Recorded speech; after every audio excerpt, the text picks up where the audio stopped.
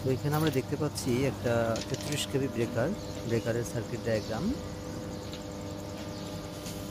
তো এই যে তিনটা আমাদের আউটগোয়িং লাইন, ঠিক আছে, আর ওয়াই বি ফেস, এটা হচ্ছে লাইন করা হয়েছে একটা অ্যালুমিনিয়াম তার দ্বারা শর্ট করা হয়েছে।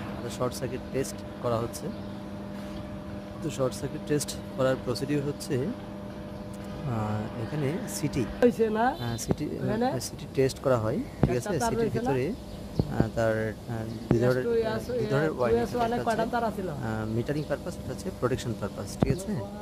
তো আমরা দেখবো এই যে উপরে যেগুলো দেখতে পাচ্ছি সেটা হচ্ছে মিটারিং পারপাস, আর নিচের যেমন 1 IS1 IS2 IS3 যেগুলো আছে সেগুলো মিটারিং পারপাস, নিচেরটা হচ্ছে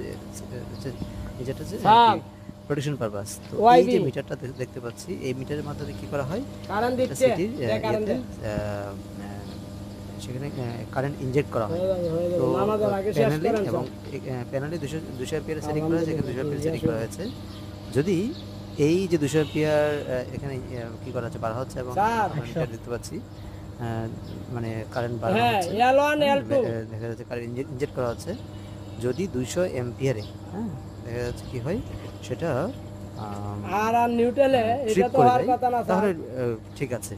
আর যদি সেটা ট্রিপ না করে তাহলে সেটা ঠিক নেই, তখন এটাকে আবার এইভাবেই আমরা সিটি টেস্ট করা হয়।